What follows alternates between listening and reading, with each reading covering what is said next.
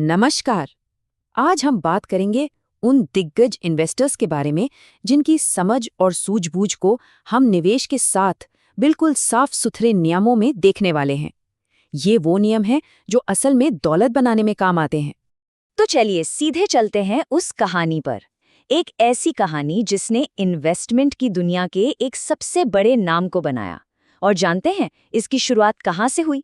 एक race course से। सोचिए, एक 10 साल का बच्चा वॉरेन बफेट वो रेस खत्म होने के बाद रेस ट्रैक पर जाता था। अब सवाल यह है कि क्यों? क्योंकि उन्हें एक बात पता थी कि बहुत से लोग या तो गलती से या फिर नशे में अपनी जीती हुई टिकटें भी फेंक देते हैं। तो वो क्या करते थे? हजारों फेंकी हुई टिकट्स उठाते, एक एक को बड़े ध्यान से चेक करते और हमेशा कुछ ना कुछ विनिंग टिकट्स निकाल ही लेते थे। ये छोटी सी कहानी असल में धैर्य, मेहनत और उस वैल्यू को ढूंढने के बारे में है जिसे बाकी लोग देख ही नहीं पाते। और इसी सोच से, इसी मेहनत से निकलता है हमारा पहला और शायद सबसे जरूरी नियम। तो पहला नियम है खूब सीखो, खूब पढ़ो। ज्ञान या नॉलेज ही कंपाउंडिंग का सबसे बड़ा हथियार है। देखिए, वॉरेन बफेट आज भी इस उम्र में भी हर दिन 5 से 6 घंटे पढ़ते हैं, चाहे वो किताबें हो या फिर कंपनियों की एनुअल रिपोर्ट्स। अपने शुरुआती दिनों में तो वो मूडीज मैनुअल्स पढ़ते थे, मोटी मोटी किताबें जिनमें कंपनियों का पूरा फाइनेंशियल डेटा होता था। हिसाब बड़ा सीधा है, जितनी सीख उतनी कमाई। अच्छा, तो जनरल नॉलेज से अब थोड़ा स्पेसिफिक नॉलेज की तरफ बढ़ते हैं, और यहीं पर आता है हमारा रूल नंबर 2। ये कहानी सुनिए, बड़ी मजेदार है। सेंट एग्नेस स्कूल के 7th क्लास के बच्चों की कहानी है। उन्हें एक बड़ा सिंपल सा रूल सिखाया गया। इन्वेस्ट सिर्फ उस कंपनी में करना है जिसके बारे में क्रेयॉन से ड्रॉ करके समझाया जा सके कि वो करती क्या है। मतलब अगर बच्चे ये नहीं बता पाए कि कंपनी क्या बनाती है या क्या सर्विस देती है तो उसमें इन्वेस्ट नहीं करना है। सिंपल।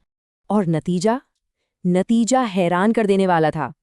इन बच्चों के पोर्टफोलियो ने सिर्फ 2 साल में 70% का रिटर्न दिया। 70%। और इसकी तुलना में S&P 500 इंडेक्स, मतलब अमेरिका की 500 सबसे बड़ी कंपनियां, उन्होंने सिर्फ 26% का रिटर्न दिया। ये दिखाता है कि एक साफ सुथरी और सिंपल समझ में कितनी ताकत होती है। ठीक है, तो अब ये तो पता चल गया कि समझना क्या है, पर सवाल ये है कि ग्रोथ के मौके वो कहाँ ढूंढे? और इसी सवाल का जवाब है हमारा रूल नंबर 3। नियम यह है कि छोटी कंपनियों में स्टॉक खरीदना ज्यादा बेहतर है। क्यों?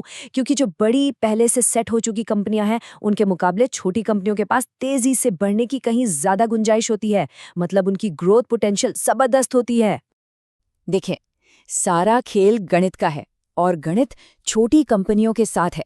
सोचकर देखिए, रिलायंस जैसी बड़ी कंपनी को अगर 10 गुना बड़ा होना है तो उसका मार्केट कैप 16.6 लाख करोड़ से 166 लाख करोड़ होना पड़ेगा। ये तो बहुत ही मुश्किल काम है। लेकिन एक 100 करोड़ की कंपनी वो 1000 करोड़ तक बड़ी आसानी से पहुंच सकती है। और यहीं पर रिटेल इन्वेस्टर्स के लिए एक सुनहरा मौका बनता है। चलिए, कंपनियां तो ढूंढ लीं, अब बात करते हैं पोर्टफोलियो को मैनेज करने की, और इसके लिए चलते हैं रूल नंबर 4 पर। नियम कहता है उतने ही स्टॉक रखो जिनके बारे में जानकारी रख सको। देखिए, एक इंसान का दिमाग ना एक बार में ज्यादा से ज्यादा 8 से 15 कंपनियों को ही ठीक से ट्रैक कर सकता है। तो ढेरों स्टॉक रखने से अच्छा है कि कुछ गिनी चुनी बेहतरीन कंपनियों पर फोकस किया जाए जिन्हें हम वाकई में समझते हों। वॉरेन बफेट की एक बड़ी अच्छी बात है। वो कहते हैं, जीवन में बहुत अच्छा करने के लिए 3 शानदार बिजनेस भी जरूरत से ज्यादा हैं। मतलब क्वांटिटी नहीं, क्वालिटी मैटर करती है। बस 3 जबरदस्त कंपनियां भी मिल गई ना तो काम हो गया। अब आता है नियम 5, और ये एक ऐसा तरीका है जिससे इन्वेस्टमेंट आइडियाज हमारी रोजमर्रा की जिंदगी से ही निकल आते हैं। नियम है, अगर प्रोडक्ट पसंद है तो बहुत चांस है कि स्टॉक भी पसंद आएगा। बस अपने आसपास देखने की जरूरत है। कौन से प्रोडक्ट्स इस्तेमाल हो रहे हैं, कौन से स्टोर हैं जो हमेशा भीड़ से भरे रहते हैं। ये छोटी छोटी बातें, ये बेहतरीन इन्वेस्टमेंट की शुरुआत हो सकती हैं। इसका सबसे बढ़िया उदाहरण है महान इन्वेस्टर पीटर लिंच। उन्होंने देखा कि उनकी बेटियां द बॉडी शॉप नाम के एक नए स्टोर की दीवानी थीं। फिर उन्होंने नोटिस किया कि वो स्टोर हमेशा ग्राहकों से खचाखच भरा रहता था। बस उन्होंने ऑफिस जाकर कंपनी की रिसर्च की और पता चला कि कंपनी बहुत तेजी से और प्रॉफिट के साथ फैल रही है। और नतीजा, वो एक मल्टी बैगर इन्वेस्टमेंट बना। मतलब ऐसा स्टॉक जिसने कई गुना रिटर्न दिया। भारत में भी देखिए, रॉयल एनफील्ड हो या ब्रिटानिया, इनकी कहानी भी कुछ ऐसी ही है। अच्छा, अब आते हैं रूल नंबर 6 पर, और ये एक तरह की चेतावनी है, एक ऐसी गलती के बारे में जो अक्सर लोग करते हैं। नियम है, मार्केट को टाइम करने की कोशिश मत करो। ये अनुमान लगाना कि मार्केट कब ऊपर जाएगा कब नीचे आएगा, ये एक तरह का श्राप है। जो सबसे अच्छे इन्वेस्टर्स होते ना, वो अपनी एनर्जी मार्केट का भविष्य बताने में नहीं बल्कि बिजनेस को समझने में लगाते हैं। लॉजिक सिंपल है, अगर बिजनेस बढ़ेगा तो लंबे समय में शेयर का दाम भी बढ़ेगा ही। और अब हम आ गए हैं अपने आखिरी और हाँ, सबसे टेक्निकल नियम पर। नियम 7, फ्री कैश फ्लो ही किंग है। देखिए, किसी कंपनी का प्रॉफिट या कमाई वो कभी कभी धोखा दे सकती है, लेकिन जो फ्री कैश फ्लो होता है ना, वो कंपनी की फाइनेंशियल हेल्थ का असली आईना होता है। और यही वो चीज है जिस पर वॉरेन बफेट सबसे ज्यादा भरोसा करते हैं। इसको ना बड़े सिंपल तरीके से समझते हैं। मान लीजिए एक बिजनेस है जो 1 करोड़ का प्रॉफिट कमाता है, बढ़िया बात है। लेकिन अगले साल बिजनेस को चलाते रहने के लिए उसे 99 लाख की एक नई मशीन खरीदनी पड़ती है। तो अब बताइए, हाथ में असली कैश कितना बचा? सिर्फ 1 लाख रुपए। बस यही है फ्री कैश फ्लो। और ये इतना जरूरी क्यों है, ये इस उदाहरण से एकदम साफ हो जाएगा।